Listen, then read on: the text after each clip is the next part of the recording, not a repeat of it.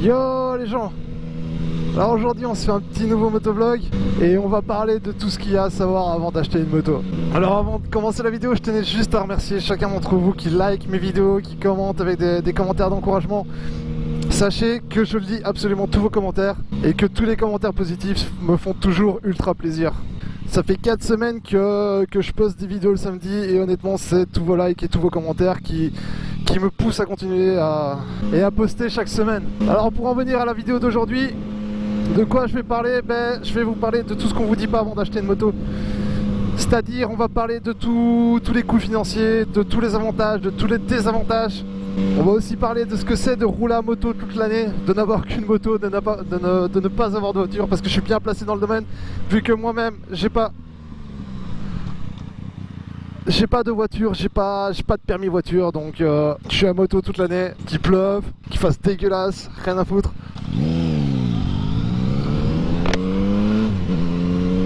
Alors il faut savoir que acheter une moto, ça coûte de l'argent après l'achat. Parce que contrairement à une voiture, il n'y a pas simplement à l'envoyer à l'entretien, etc. Alors oui, il y a l'achat de la moto, bien entendu. Il y a les options d'achat, si on veut des clignotantes en LED, si on veut un autre peu de chargement, etc. Mais il faut savoir qu'une moto, ça s'use assez rapidement au niveau de ses éléments. Je prends en exemple la chaîne. La chaîne, moi, je l'ai changée après mes bons petits 15 000 km. Donc voilà, il y a un kit chaîne à acheter, on rachète la couronne, on rajoute le pignon, on rachète la chaîne. Les pneus, les trains de pneus. Pour peu que vous avez une moto avec un peu beaucoup de couple, le pneu arrière va s'user très rapidement. Donc c'est un achat à faire assez régulièrement, tous les 10 000 km. Enfin moi en tout cas je tiens 10 000 km avec un pneu arrière. Oh chef, fais attention. Après vos premiers 1000 km, vous avez le premier entretien, ça c'est d'office, vous faites votre rodage, vous avez votre premier entretien 1000 km, donc c'est déjà un coût à payer, et ensuite de ça vous avez des entretiens tous les 10 000 km, et moi personnellement mon entretien tous les 10 000, je le paye une histoire de 300 €, c'est approximativement 300 €. Donc 300 € tous les 10 000 km quand on a une moto qu'on utilise toute l'année, les 10 000 km ils arrivent très vite, donc c'est un budget à avoir. Et une moto bien entretenue, c'est une moto qui va durer longtemps. Une moto qui n'est pas entretenue, ça va pas durer du tout. Vous allez avoir problème sur problème. Donc voilà, avoir une moto c'est bien, c'est pratique, etc. Mais ça coûte pas mal d'argent. C'est toujours vérifier ses pièces, vérifier qu'il ne faut pas les changer, etc. Je vais pas passer la liste des pièces qu'il y a à changer régulièrement. Je vous ai donné un exemple, le kit chaîne. Mais ouais, il faut prendre ça en compte. Il faut prendre qu'il y a de l'argent à dépenser tout au long de la durée de vie de votre moto. Donc ça c'est vraiment clairement ce qu'on vous dit pas quand vous achetez une moto, que ça va vous coûter un pont et que ça coûte plus cher que d'avoir une voiture. Ce qu'on vous dit pas non plus, c'est que vous allez devoir passer du temps à l'entretenir. Parce qu'une moto ça se bichonne. Contrairement à une voiture où on regarde la pression des pneus et le niveau d'huile et où on l'envoie à l'entretien. Vas-y. Et où on l'envoie à l'entretien tous les X temps. Je sais pas, j'ai jamais possédé de voiture donc je peux pas dire. Ouais, vous allez devoir passer du temps à l'entretenir. Et bien entendu, l'entretenir ça coûte de l'argent aussi. Je prends par exemple pour simplement laver la moto. Moi j'ai des jantes jaune fluo, donc la graisse de la chaîne, à chaque fois que je graisse ma chaîne, qu'est-ce qui se passe? La graisse elle va se déposer dessus et la graisse moto, enfin la graisse de chaîne moto, c'est difficile à enlever. Il y a un produit qui est magique pour ça. Je vous le conseille dans un sens, mais ça coûte cher. Il y a d'autres méthodes moins chères, etc. Mais moi je vais pour la facilité. J'achète par exemple le produit Vulcanette, ça coûte 44 €. 44 € le pot. Et en général, je tiens presque un an avec. C'est 44 € sur l'année. Vous allez me dire, c'est pas beaucoup. Mais chaque année, 44 € plus les autres produits d'entretien, ça commence à coûter quoi. Vous devez graisser régulièrement votre chaîne. Parce que si vous le faites pas, vous usez les tentes, votre couronne. Dites-vous bien qu'au plus vous allez entretenir votre moto, au moins vous aurez de pièces à remplacer. Et voilà, une moto c'est beau, on aime la voir, on aime la voir propre. Donc ouais, il faut passer du temps à la bichonner, la laver, etc. Et c'est pas seulement la petite carrosserie, vous savez, les petits carénages, etc. à faire briller, c'est aussi la chaîne à nettoyer tous les X temps, enfin tous les X kilomètres. Donc c'est vraiment dégraisser la chaîne et ensuite la regraisser. Il faudra retendre votre chaîne parce qu'une chaîne ça se détend et donc il faut vérifier ça assez régulièrement. Parce qu'une chaîne qui est pas tendue correctement, c'est pas l'idéal, ça peut dérailler. Donc régulièrement checker la chaîne, régulièrement checker la pression des pneus, parce qu'en moto la pression des pneus c'est ultra important. De temps en temps faire un gros nettoyage de printemps, c'est-à-dire retirer les caches, nettoyer par dessous, plus particulièrement le cache qui est au-dessus du petit pignon. Petit pignon c'est quoi? C'est la plus petite des deux couronnes entre guillemets. Et donc c'est un endroit où par exemple la graisse de chaîne moto elle s'accumule, donc une fois tous les X temps il faut la démonter. Je suis là, c'est pas grave, il faut la démonter, enfin démonter le cache et retirer cet excès de graisse. Donc voilà, avoir une moto c'est bien, mais ça prend du temps en entretien, en nettoyage.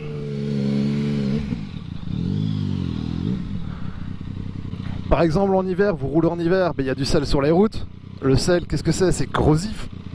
Donc qu'est-ce qu'il faut faire à chaque fois que vous rentrez, à chaque fois que vous roulez en moto? C'est de rincer votre moto, c'est de faire dégager ce sel, parce que si vous le laissez, ça va bouffer votre moto.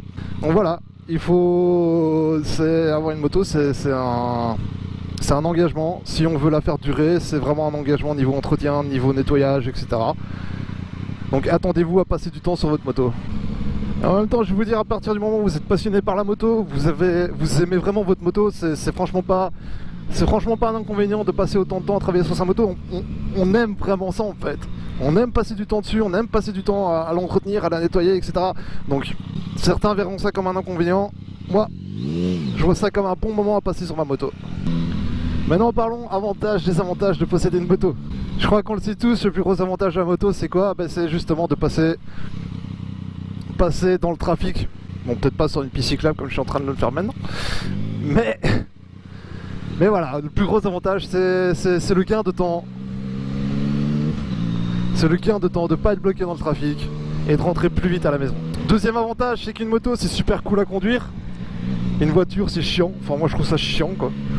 Vous êtes dans une boîte, même en tant que passager je trouve ça chiant. Donc voilà, la moto c'est cool, la voiture c'est chiant. Aussi simple que ça. Maintenant au niveau du désavantage, comprenez bien que je vous parle que ce sont des désavantages si vous avez qu'une moto, si vous possédez qu'une moto et que vous n'avez pas de voiture, etc. Le désavantage, c'est par exemple pour aller faire des courses, vous êtes un peu limité dans ce que vous pouvez prendre. Par exemple, si vous devez acheter quelque chose de gros, vous n'avez pas de coffre, vous n'avez pas le moyen de le prendre avec vous en moto.